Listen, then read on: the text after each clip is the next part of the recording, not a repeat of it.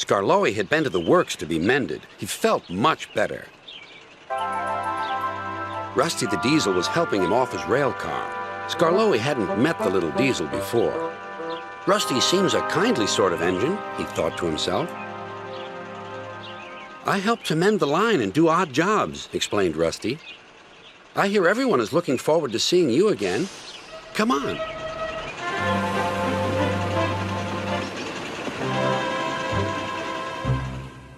Peter Sam was feeling depressed. He was still getting over his accident, but he wanted to start work again. Sir Topham Hatt wouldn't let him. Another day's rest will do you good, he said.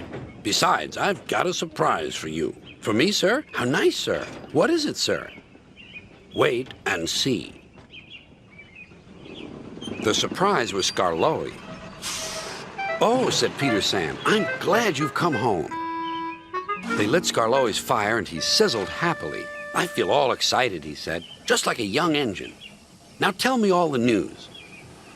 I see you've met Rusty, said Peter Sam. Yes, I like that diesel.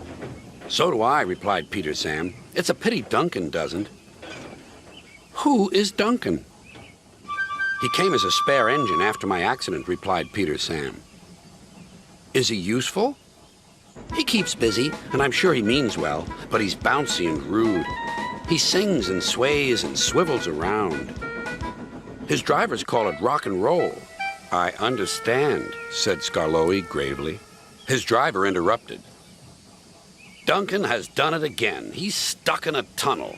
Come on, old boy, we'll have to get him out. Skarloey was pleased. He wanted to run and looked forward to meeting Duncan. They found the caboose and some workmen and hurried up the line. How nice and smooth the rails are, thought Skarloey. They've mended all the old bumps. The little diesel has helped to do that. What a difference Rusty's made to the line.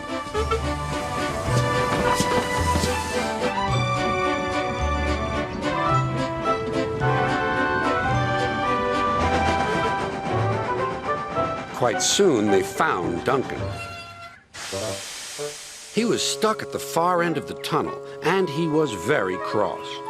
I'm a plain, blunt engine. I speak as I find. Tunnels should be tunnels and not rabbit holes.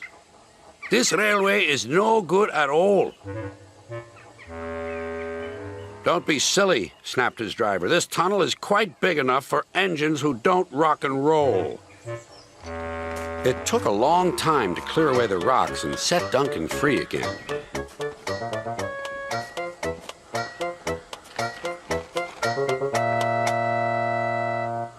At last, Skarloey was able to push Duncan and his coaches safely through.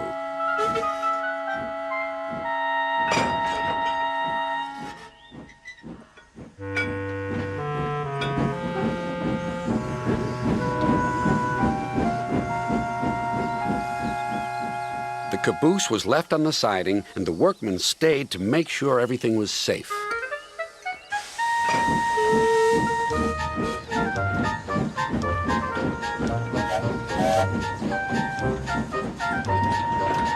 Duncan grumbled all the way home, but Skarloey paid no attention.